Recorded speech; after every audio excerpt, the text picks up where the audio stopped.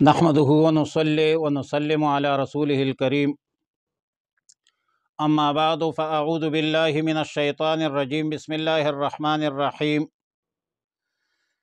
واذا اردنا ان نهلك قرية امرنا مترفيها ففسقوا فيها فحق عليها القول فدمرناها تدمیرا۔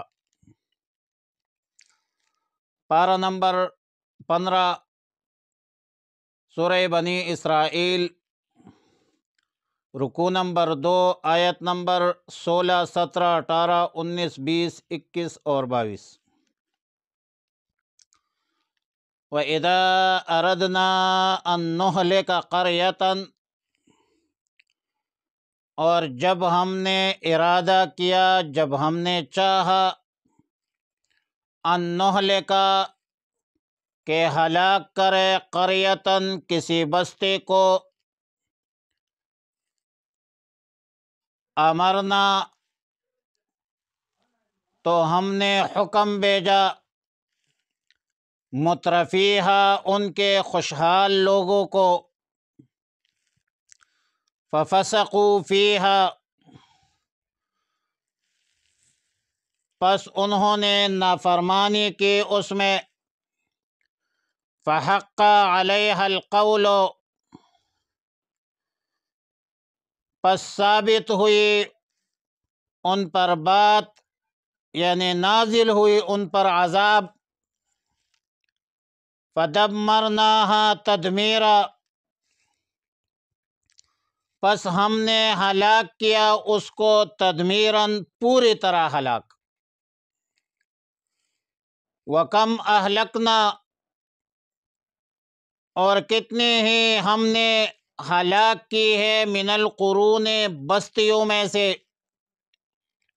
من بعد نوح سیدنا نوح علیہ السلام کے بعد، یا سیدنا نوح علیہ السلام کے قوم کے ہلاکت کے بعد، من بعد نوح یا من بعد ہلاک قوم نوح۔ وَكَفَى بِرَبِّكَ بِذُنُوبِ عِبَادِهِ اور کافی ہے آپ کا رب، بِذُنُوبِ عِبَادِهِ اپنے بندوں کے گناہوں پر، خبیراً خبردار، بصیراً دیکھنے والا۔ من کان یرید العاجلۃ جو کوئی چاہتا ہے جلدی دنیا میں، عجلنا لہ فیہا تو ہم جلدی دیں گے اس کو اس دنیا میں، ما نشاء جتنا ہم چاہے، لمن نرید جس کے لیے ہم چاہے، ثم جعلنا پھر بنایا ہم نے اس کے لیے، بنایا ہے ہم نے ان کے لیے، جعلنا لہو بنایا ہے اس کے لیے، ٹھہرایا ہے اس کے لیے، جہنم دوزخ، یصلاھا جس میں وہ داخل ہوگا، مذموماً مذمت کیا ہوا، مدحورا دھتکارا ہوا۔ ومن اراد الآخرۃ اور جو کوئی چاہے آخرت، وسعی لہا اور کوشش کی اس نے اس کے لیے، سعیہا اس کی ہی کوشش کی، وہو مؤمن اور اس حال میں کہ یہ ایمان والا ہو، فاولئک پس یہی لوگ، کان سعیہم مشکورا جن کی کوشش مشکورہ مقبولہ مقبول ہوگی، یا جس کی قدر کی جائے گی۔ کلا نمد ہؤلاء کلا ہر ایک کو، نمد ہم دیتے ہیں، ہؤلاء ان کو بھی، وہؤلاء اور ان کو بھی، من عطاء ربک بخشش ہے تیرے رب کی طرف سے، عطا ہے۔ وما کان عطاء ربک محظورا، اور نہیں ہے بخشش تیرے رب کی محظورا، اے ممنوعہ، روکی ہوئی۔ انظر کیف فضلنا بعضهم علی بعض، دیکھ لیجئے کہ کس طرح ہم نے فضیلت دی ہے بعض کو بعض پر۔ وَلَلْآخِرَةُ أَكْبَرُ دَرَجَاتٍ، اور آخرت ہے بڑے بڑے درجوں والی، وَأَكْبَرُ تفضیلا، اور بڑی فضیلت والی ہے۔ گزشتہ آیتوں میں اللہ تعالیٰ نے ایک قانون کلیہ اور ضابطہ بتایا کہ وما كنا معذبین حتی نبعث رسولا۔ اب آیات مذکورہ آیت نمبر 16 سورہ بنی اسرائیل میں فرمایا کہ جب اللہ کسی بستی کی، کسی قوم کی بربادی کا فیصلہ فرماتی ہے تو ایسا نہیں ہے کہ اہل بستی مومنین ہوں، متقین ہوں، صالحین ہوں اور پھر ان پر عذاب آ جائے، ایسا نہیں ہے۔ عذاب کا ایک سبب ہوتا ہے۔ پہلے اصولی طور پر اللہ تعالی اہل بستی کو عموماً دعوت و توحید دیتے ہیں، دعوت رسالت دیتے ہیں، دعوت دین دیتے ہیں، تبلیغ کرتے ہیں، اور پھر ان کے امراء رؤساء کو خصوصاً ایمان کی، اطاعت کی، فرمان برداری کی تبلیغ کرتے ہیں، ترغیب دیتے ہیں۔ اور یہ تبلیغ، یہ دعوت، یہ ترغیب اور ترہیب انبیاء علیہم السلام کے ذریعے سے یا انبیاء علیہم السلام کے وارثین نائبین کے ذریعے سے اتمام حجت مکمل کمپلیٹ ہو جاتی ہے۔ اتمام حجت کے بعد جب کوئی قوم، کوئی بستی، کوئی اہل بستی کفر، شرک، بغاوت، سرکشی، نافرمانی پر اتر جائے اور قوم کے بڑے رؤساء، جو رئیس لوگ ہیں، امیر لوگ ہیں، اور وہ پھر بدعمل ہو اور قوم بھی اس کی بدعمالی کی شکار ہو جائے تو پھر اللہ کی طرف سے عذاب کا فیصلہ ہوتا ہے، اور خوشحالی جو ہے وہ بدحالی میں بدل جاتی ہے۔ اور اللہ تعالیٰ نے یہ بھی فرمایا کہ وَكَذَلِكَ جَعَلْنَا فِي كُلِّ أُمَّةٍ فِي كُلِّ قَرْيَةٍ وَكَذَلِكَ جَعَلْنَا فِي كُلِّ قَرْيَةٍ أَكَابِرَ مُجْرِمِيهَا لِيَمْكُرُوا فِيهَا۔ اللہ تعالیٰ نے امراء، رؤساء کا خصوصی تذکرہ اس لیے فرمایا کہ ہر قریہ میں، ہر علاقے میں کچھ چودھری، نواب، خان، سردار، رئیس وہ ہوتے ہیں، بادشاہ ہوتے ہیں، اور بادشاہ سے وہ قوم مجبور ہوتی ہے، مقہور ہوتی ہے، کیونکہ بالادستی بادشاہ کی ہے۔ الناس علی دین ملوکہم۔ اور اگرچہ ایک بات ہے کہ دین کے اعتبار سے، عقل کے اعتبار سے، انسانی حقوق کے اعتبار سے عوام خود مختار ہوتے ہیں، ہر انسان کو اللہ نے آزاد فرمایا ہے، ہر انسان کو اللہ تعالی نے آزاد فرمایا ہے اور آزاد پیدا فرمایا ہے۔ اور ہر انسان کے ایمان کا تعلق دل سے ہوتا ہے۔ ایمان ایک قلبی چیز ہے۔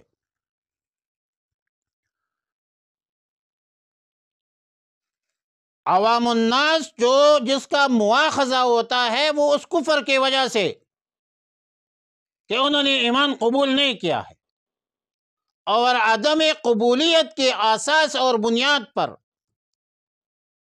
اس کا مواخذہ ہوگا کہ انہوں نے عالم حریت بلند نہیں کی ہے۔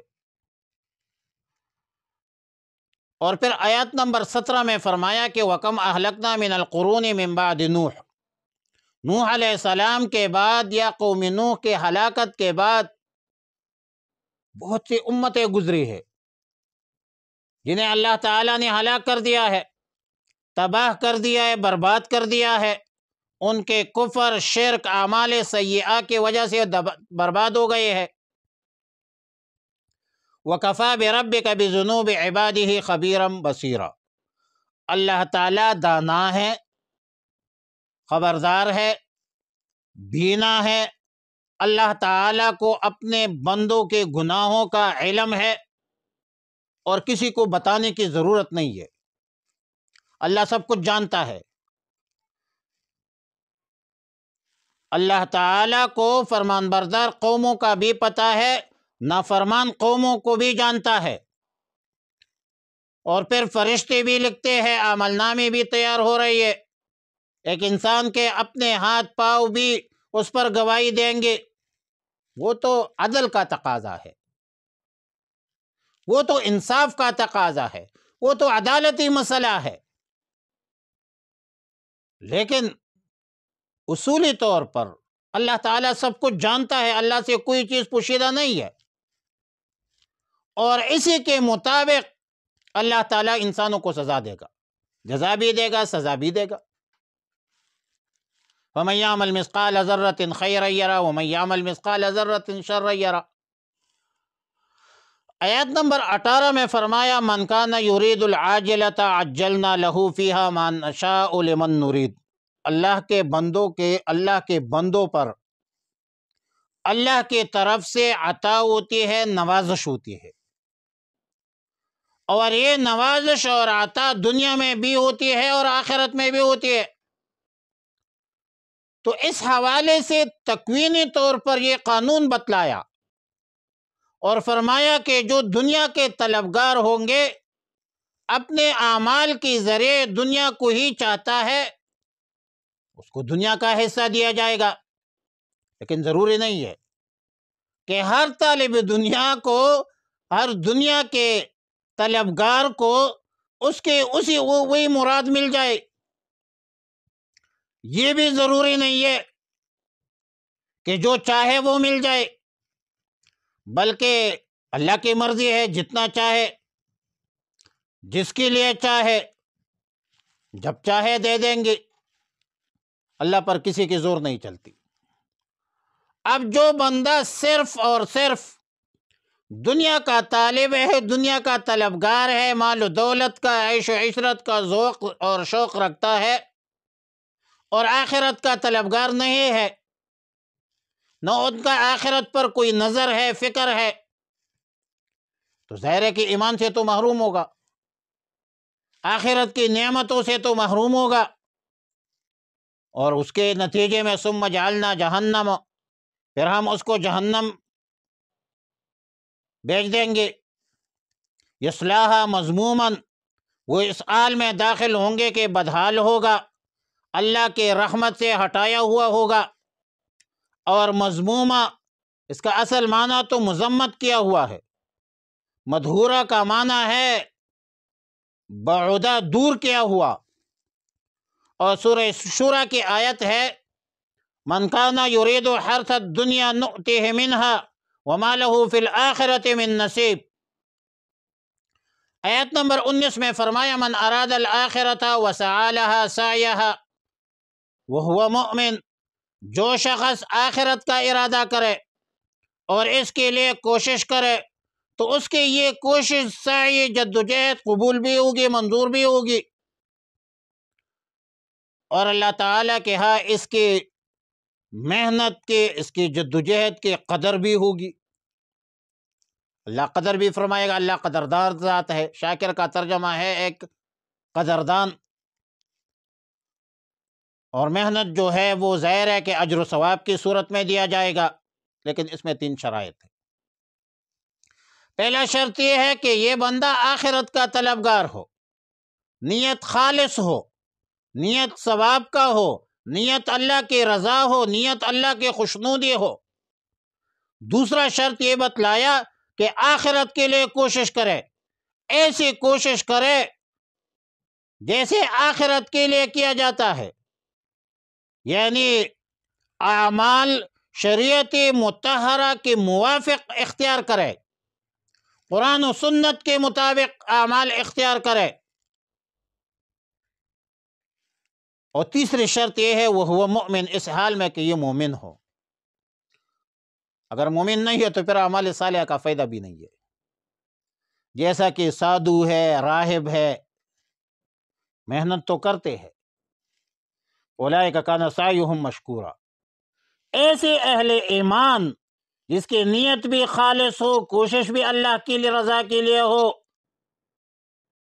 مسلمان بھی ہو، مومن ہو، تو ان کے سعی کی قدردانی ہوگی، اللہ تعالیٰ ان سے راضی ہوگا، اللہ تعالیٰ ان کو جنت میں داخل کرے گا، اور اللہ تعالیٰ مومنین صالحین کے عمل کو کئی گنا بڑھا بھی دے گا۔ اور اللہ کا وعدہ ہے من جاء بالحسنۃ فلہ عشر امثالھا ومن جاء بالسیئۃ فلا یجزی الا مثلھا۔ اور دوسری جگہ اللہ تعالیٰ نے فرمایا من کان یرید حرث الآخرۃ نزد لہ فی حرثہ۔ اللہ تعالیٰ بروز قیامت مومنین صالحین متقین کی نعمتوں میں اضافہ کرے گا۔ اور یہ بات ذہن نشین کرنا چاہیے کہ دنیاوی نعمت ہے، مال ہے، دولت ہے، اولاد ہے، احفاد ہے، یہ اس بات کی دلیل نہیں ہے کہ جسے یہ نعمتیں نہیں مل گئی تو اللہ ان سے راضی نہیں ہے۔ دنیاوی نعمتیں تو سب کو ملتی ہے، کافر کو بھی ملتی ہے، مومن کو بھی ملتی ہے، نافرمانوں کو بھی ملتی ہے، فرمان برداروں کو بھی ملتی ہے۔ دنیاوی نعمتیں صرف اہل ایمان کے لیے مخصوص نہیں ہے۔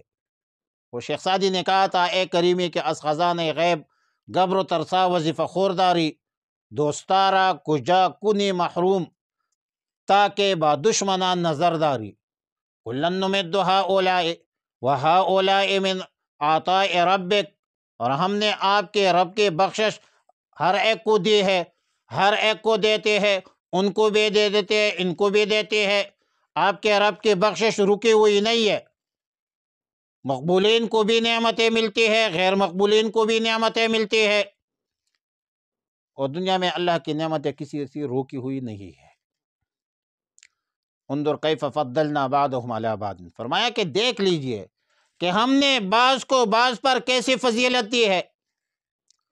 یہ دنیاوی فضیلت، اور اس میں کافر مومن کی کوئی قید نہیں ہے۔ ظاہر ہے کہ بہت سارے کافر نافرمانوں کے پاس بہت ساری نعمتیں ہیں، اور مسلمانوں کے پاس بہت کم ہے۔ مال و دولت کو دیکھ لیجئے، بینک بیلنس کو دیکھ لیجئے، کارکوٹیوں کو دیکھ لیجئے۔ اصل مسئلہ آخرت کا ہے، آخرت کے درجات کا ہے۔ وَلَلْآخِرَةُ أَكْبَرُ دَرَجَاتٍ وَأَكْبَرُ تَفْضِيلًا۔ بلا شبہ آخرت کے درجات ہے، درجات کے اعتبار سے آخرت بڑی چیز ہے، فضیلت کے اعتبار سے بھی بڑی چیز ہے۔ دنیا تو فانی ہے، آخرت باقی ہے۔ آخرت کے بارے میں فکر مند ہونا چاہیے۔ اخروی درجات کے حصول کے لیے صحیح عقائد اور صالح اعمال کی ضرورت ہے۔ جو بندہ درست عقائد رکھتا ہو، صالح اعمال پر متصف ہو، اس کو ہی اخروی درجات مقدر ہوگی، کامرانی مقدر ہوگی، کامیابی مقدر ہوگی۔ اور پھر آخر میں فرمایا لا تجعل مع اللہ الہا آخر فتقعد مذموما مخذولا۔ شرک اور اصحاب شرک کی مذمت ہے۔ توحید اختیار کرنے، توحید پر جمنے کا حکم ہے کہ اللہ کے بغیر کسی غیر کو معبود مسجود عبادت کے لائق مت سمجھو، ورنہ اس حال میں بیٹھے رہیں گے کہ مذموم ہوگا، مخذول ہوگا، یعنی بروز قیامت ان کا حال برے لوگوں میں شمار ہوگا، اور وہاں پر ان کا کوئی مددگار نہیں ہوگا۔ اللہ ہر گناہ معاف کرتے ہیں لیکن شرک معاف نہیں کرتے۔ ان اللہ لا یغفر ان یشرک بہ ویغفر ما دون ذلک، اور شرک یہ ہے کہ اللہ کی ذات اور صفات میں کسی کو شریک یا سہیم بنانا، عبادت کے لائق کسی کو سمجھنا، اللہ کے بغیر غیر کی عبادت کرنا، بھائی یہ شرک ہے، اور شرک اللہ معاف نہیں کرتے۔ وآخر دعوانا الحمدللہ رب العالمین۔